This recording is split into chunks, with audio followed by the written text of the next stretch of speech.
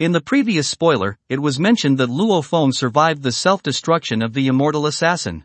Are you curious why, despite the limited time available for the assassination attempt, the Immortal Assassin did not choose to escape using Divine Kingdom teleportation, hide temporarily, and wait for another opportunity to assassinate later?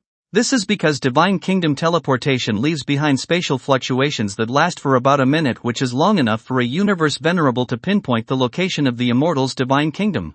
Under normal circumstances, a universe venerable can easily destroy an Immortal's Divine Kingdom. Once their Divine Kingdom is lost, an Immortal's strength can never improve, and they may even face demise due to the depletion of their divine power. Thus, escaping through Divine Kingdom teleportation and attempting another assassination on Luo Feng would have had almost zero chance of success. By comparison, the terrifying heat and shockwave generated by a close-range self-destruction had a success rate of over 90% in killing Luo Feng. As a soul-enslaved servant, the Immortal Assassin had no hesitation in choosing self-destruction. This is precisely the terrifying aspect of soul slaves. However, the assassin never expected that Luo Feng possessed clones. Under normal circumstances, human warriors do not have clones unless they cultivate extremely rare secret techniques. However, such techniques usually come with significant limitations, such as clones being unable to stray too far apart. Of course, if one attains a sufficiently high level of mastery in certain great Tao of laws, they can indeed create multiple clones through sheer strength alone, but reaching such a realm would require at least the power of an eternal true god. Returning to the plot, as the artificial intelligence followed protocol and transmitted the information to the stationed universe venerable, he quickly arrived at the scene. Luo Feng then provided a detailed account of the incident. Naturally, he could not reveal the complete truth, especially when it came to his own secrets. He could only use carefully crafted lies to conceal them. For instance, how did a Domain Master level 9 withstand the spiritual energy attack of a 9th rank World Master and survive the assault of an Immortal Assassin? After careful deliberation and calculations, Luo Feng ultimately decided to fabricate an explanation where he claimed that his World Master level soul servant and bodyguard easily fended off the World Master Assassin, and that his servant then detonated a fire divine crystal, perishing together with the Immortal Assassin. This explanation was the most logical based on the battle traces and lingering energy at the scene. After listening to Luo Feng's account, the Universe Venerable did not make things difficult for him. Instead, he compiled the report, made his judgment, and handed over the follow-up handling to the 5 King Immortals in charge of the Starfield Scrapyard's affairs. However, even though Luo Feng's lies were almost flawless, one of the person in charge, King Yanju, or known as King Nightmare Candle, remained relentless in his scrutiny, determined to uncover any inconsistencies. King Nightmare Candle first demanded that Luo Feng release his soul defenses so that he could directly perform a soul search to read his memories. After all, memories cannot be falsified.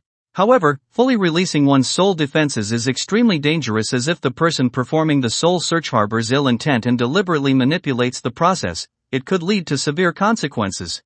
At best, Luo Feng's memories could become disordered. At worst, he could suffer brain damage and lose his ability to think, an outcome equivalent to death for a warrior. When Luo Feng refused to comply, King Nightmare Candle shifted his focus to questioning the source of the Fire Divine Crystal. After all, Fire Divine Crystals are extremely expensive. Even for a Domain Master level genius from the primordial void space, affording one would be incredibly difficult, let alone the fact that Luo Feng had no proof of purchase. However, what King Nightmare Candle never expected was that Luo Feng not only possessed an E9 grade laser gun but also had a wealth of rare treasures, making his financial resources far superior to those of ordinary immortals. Compared to these, acquiring a Fire Divine Crystal was not difficult for Luo Feng. After all, lacking proof of purchase did not mean it was impossible to obtain, where many items are traded through special channels that leave no transaction records. Of course, this was merely the excuse Luo Feng used to counter King Nightmare Candle's argument. In fact, both his laser gun and rare treasures were spoils he had obtained from desperate level missions rather than purchases. However, since no one could verify these experiences, King Nightmare Candle had no grounds to refute him. Seeing that financial scrutiny was ineffective, King Nightmare Candle then turned his attention to Luo Feng's supposed soul servant. It is almost impossible for a Domain Master to enslave a World Master, not to mention that soul enslavement techniques are extremely rare and difficult to execute without revealing flaws. However, what King Nightmare Candle did not realize was that Luo Feng's open use of the Yunemo starship meant that he no longer needed to hide his identity as the successor of Yunemo planet. As a fellow member of the Virtual Universe Company, King Longju naturally had some understanding of Luo Feng's background and was able to vouch for him. Moreover, within the entire Qianwu universe country, there were only a few hundred immortals, yet Hu Yanba alone had control over 9 immortal-level soul slaves, which made him quite renowned. Therefore, it was entirely reasonable for Luo Feng to inherit Hu Yanba's soul enslavement technique. Additionally, the universe-level slaves Luo Feng had previously purchased were completely bound by life chips, rendering them utterly incapable of disobeying their master's orders. Under such circumstances, enslaving a stronger warrior was by no means impossible. And once someone became a soul slave, as long as they possessed sufficient talent, with their master's abundant resources, advancing from universe level to world master level was a natural progression. As such, Di Fan was the best example of this. However, despite Luo Feng's flawless responses, King Nightmare Candle was unwilling to give up. He secretly ordered one of his immortal subordinates, who specialized in fire, to retrieve a broken weapon and disguise it as a relic left behind by the immortal assassin. From this, he deduced that the immortal assassin was actually a fire immortal and that the traces of fire at the scene were caused by his self-destruction. With this, he attempted to overturn Luo Feng's claim regarding the fire source crystal. He even sought to use this as a pretext to directly prosecute Luo Feng and imprison him in the Starfield prison, intending to take advantage of the perilous conditions there to quietly eliminate him. Although the King Immortals present were puzzled by King Nightmare Candle's deliberate targeting of Luo Feng, none of them dared to intervene. The reason was simple: King Nightmare Candle's father was a universe venerable, a being even more powerful than a nine-sword venerable. Moreover, King Nightmare Candle was his only son, cherished and pampered since childhood, which fostered his arrogant and domineering nature. Even other King Immortals hesitated to offend him out of fear of his father's authority. However, King Jinyan was not one to cower in fear. Known for his righteousness, he had never backed down from King Nightmare Candle's overbearing nature. Instead, he had personally taught him a lesson. King Nightmare Candle had challenged King Jinyan multiple times but had been repeatedly and humiliatingly defeated, leaving him utterly disgraced. As a result, he bore an intense grudge against King Jinyan, vowing never to let it go. Since he was powerless against King Jinyan himself, he turned his attention to Luo Feng, his most cherished disciple. Now that an opportunity had finally presented itself, he was determined to convict Luo Feng by any means necessary, even if his accusations were baseless. Seeing the situation grow dire, Luo Feng had no choice but to invoke the names of King Jinyan, Nine Swords Venerable, and even Master of Tianshi Palace to force King Nightmare Candle to reconsider the consequences of detaining a core member of the Virtual Universe Company without authorization. While King Nightmare Candle's father might not fear Nine Swords Venerable, he was utterly powerless against Master of Tianshi Palace. If King Immortals occupied the lowest rung in the power structure of the human race, and Universe Venerables belonged to the middle tier, then Master of Tianshi Palace was in the upper middle tier, if not the true upper echelon. After all, he alone could command awe throughout the entire Blood River world, easily slaying Universe Venerables and even rivaling an ordinary Universe Master in strength. He was a truly terrifying existence. Upon hearing the name of Master of Tianshi Palace, even though King Nightmare Candle was unwilling, he could not verify the authenticity of Luo Feng's connection to him.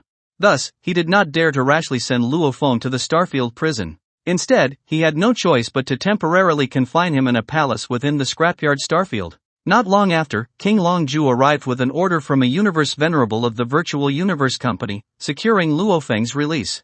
After all, without sufficient evidence, the Virtual Universe Company would never allow an external force to arbitrarily handle one of its core members. Furthermore, Luo Feng was already acknowledged as the most gifted genius in thousands, if not tens of thousands, of editions of Pinnacle Genius Battle. It was exceedingly rare for anyone to earn a promotion in their very first qualification battle, and his astounding potential had long since drawn the attention of numerous King Immortals and even Universe Venerables.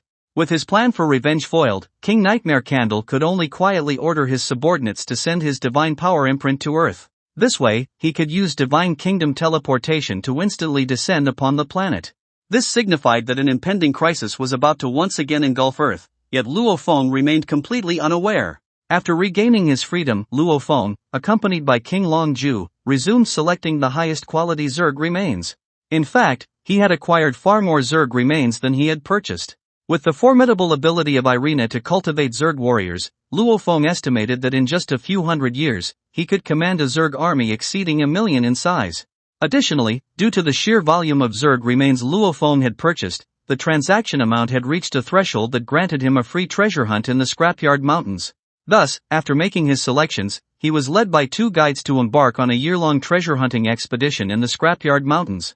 The so-called scrapyard mountains were vast accumulations of debris discarded over countless years by the intelligent systems that processed the remnants of war. These discarded materials, deemed to have no commercial value, had piled up across the entire starfield in unfathomable quantities. However, due to occasional errors in classification, an extremely rare number of invaluable treasures might have been mistakenly discarded among the refuse. If one were fortunate enough, they could unearth a treasure comparable to the assets of a king immortal. However, the odds of such an occurrence were exceedingly slim. For Luo Feng in his current state, the ordinary items found in the scrapyard mountain could no longer pique his interest. As such, the treasure hunting activity felt more like a casual pastime with little significance. However, he never expected that shortly after he began his search, he would faintly sense a weak force calling out to him. Following the source of this summoning, he was startled to discover that the force originated from a fragment of black battle armor. As Luo Feng approached, the fragment seemed to possess a will of its own and suddenly lunged toward him. If not for the protection of the Mo-Yun armor, the fragment might have directly merged into his body. To investigate its value and function, Luo Feng deliberately withdrew the Mo-Yun armor and allowed the fragment to merge into his arm. Instantly, a protective arm guard formed, causing his arm strength to surge to the level of a 9th-rank world master. It was important to note that Luo Feng's human clone was currently only at the 9th-rank domain master level, yet with the power of this fragment alone, he could directly reach the 9th-rank world master level. This indicated that the fragment's value far exceeded that of an ordinary weapon. After all, amplification secret techniques were highly prized precisely because they enabled warriors to break past their physical limits. However, not everyone could cultivate amplification secret techniques successfully where factors such as bloodline, genetics, and individual talent imposed restrictions. For example, Luo Feng, having inherited the legacy of a divine general, had achieved a mental power amplification exceeding 3,000 times. Similarly, King Junyan had used a unique amplification secret technique to reach the ranks of an invincible titled king. Such achievements were far beyond the reach of ordinary warriors. Thus, the sheer value of a fragment capable of producing such terrifying amplification effects was self-evident. Upon realizing the fragment's potential, Luo Feng immediately requested the guide to take him to different areas of the scrapyard mountain for a large-scale search. Any location where he sensed the calling became a key focus of his treasure hunt. Of course, to avoid arousing suspicion from the intelligence system, he deliberately collected some other wreckage besides the armor fragments to cover his true objective. During his search, Luo Feng discovered that these fragments could merge with each other before reaching saturation, and as the degree of fusion increased, the power contained within them grew stronger. Additionally, he made an unexpected discovery: a silver armor fragment, which was 10 times more powerful than the black armor fragments. However, silver armor fragments were extremely rare. After nearly a year of meticulous searching, Luo Feng finally gathered a complete set of black armor fragments. When he merged all the fragments into his body and activated them, a full set of battle armor instantly covered him. Rather than calling it battle armor, it would be more accurate to describe it as an unmatched weapon. The armor not only provided immense physical protection but also significantly weakened soul attacks. Most importantly, it greatly enhanced the wearer's base strength. However, due to Luo Feng's human body being only at the domain master level, his limited power allowed him to utilize less than 1/10 of the armor's potential. In contrast, the golden horned beast was a naturally perfect match for it. Having reached the world master level, the golden horned beast's base strength was already at least 10 times that of a human world master. When paired with the complete battle armor, its combat power soared to 1,000 times that of a human world master. In other words, even though the golden horned beast was merely at the world master level, with the armor activated, its combat power had already reached the peak of an immortal army lord, even approaching that of a Marquis immortal. Such an astonishing boost was simply unimaginable. Just imagine if Luo Feng had obtained this complete battle armor before encountering the immortal assassin. The golden horned beast would have been able to crush the assassin with absolute dominance. Even more terrifying was the fact that, if further enhanced by various amplification secret techniques, the golden horned beast's strength could potentially surpass the threshold of a Marquis immortal, allowing it to obliterate the immortal assassin with a single strike. Repeatedly attacking dozens or even hundreds of times, the immortal assassin would ultimately face his demise. One might wonder, wouldn't the golden horned beast's massive body require an enormous quantity of black armor fragments? However, this was not the case. The battle armor could freely adjust its size, so the total amount of fragments required was the same as for the human clone. Moreover, while the fusion of black armor fragments could continuously increase their power, once they reached saturation, adding more fragments would no longer improve the battle strength further. Unfortunately, by the time the treasure hunting period ended, Luo Feng had only managed to collect a single complete set of battle armor. However, what was worth noting was that as long as a clone had cultivated the secret manual, it could activate the armor. In other words, both his human body and the golden horned beast could use it. To further collect fragments, Luo Feng decisively purchased the Scrapyard Starfield's supplementary treasure hunting service. To outsiders, he seemed to be wasting his talents obsessing over worthless scraps to the point that even King Longju couldn't help but advise him against it. After all, at Luo Feng's level, he should be focusing on cultivation to enhance his own strength rather than spending time on seemingly useless pursuits. However, they simply couldn't fathom that these inconspicuous black armor fragments contained such astonishing power. Imagine if the entire human race could don this battle armor, how would it reshape the dynamics of the extraterritorial battlefield? Keep in mind that the number of world masters far exceeds that of immortals. If every world master could unleash the peak combat strength of an immortal army lord like the golden horned beast, just how terrifying would humanity's overall power become? At that point, when facing alien races, humanity would no longer have to rely solely on a handful of peak powerhouses. Instead, the entire race's combat strength would undergo a qualitative transformation. That being said, does this newly acquired battle armor of Luo Feng leave you in awe? Feel free to share your thoughts in the comments. Well, that's all for this video. Thanks for watching this video. Wish you a wonderful day.